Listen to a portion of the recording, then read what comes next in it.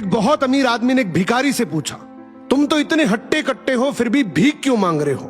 भिखारी बोला, साहब मेरे पास महीनों से कोई काम धंधा नहीं है, अगर आप मुझे नौकरी दे तो मैं भीख मांगना छोड़ दूंगा। अमीर बोला, मैं नौकरी तो नहीं दे सकता, लेकिन तुम मेरे बिजनेस पार्टनर बन सकते हो। मेरे पास एक चावल का प्लांट है, तुम चावल बाजार में सप्लाई करो और मुनाफा महीने के अंत में बांटेंगे। भिखारी ने कहा, लेकिन कैसे बांटेंगे? क्या मैं 20% लूंगा और आप 80%?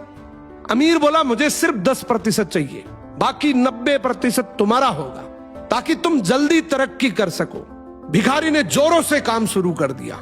उम्दा चावल और सस्ते दामों से उसकी बिक्री बहुत बढ़ गई और उसे खूब मुनाफा हुआ। लेकिन जब मुनाफा बांटने का समय आया तो भिखारी ने सोचा, सारी मेहनत तो मैंने की है, तो अब अमीर आदमी को 10% क्यों दूं?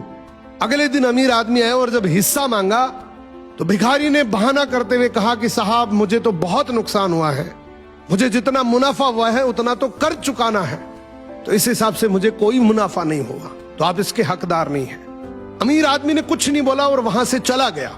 भिखारी बड़ा खुश हुआ, सोचा सारा प्रॉफिट मेरा हो गया। अब भिखारी उन पैसे से रोज मौज करे। ऐसे करते करते उसके पास से सारे पैसे खत्म हो गए। अब पैसे भी नहीं है और काम धंधा भी नहीं है, तो मजबूरन उसको फिर से भीख मांगना शुरू करना पड़ा। एक दिन वो अमीर आदमी उसके पास से गुजरा और उसको देखा, क्या ये तो फिर से भीख मांगने लग गया। अमीर आदमी ने एक बहुत अच्छी बात बोली कि इस दुनिया में गरीब और अमीर आदमी जो होता है ना, उसमें सबसे बड़ा डिफरेंस होता है उसकी सोच का। एक रिच माइंडसेट हमेशा ये सोचता है कि मुझे भी प्रॉफिट हो जाए और मेरे साथ जो काम कर रहे हैं उनको भी प्रॉफिट हो जाए, लेकिन एक पुअर माइंडसेट हमेशा ये सोचता है कि जो भी प्रॉफिट हो सिर्फ मुझे ही हो।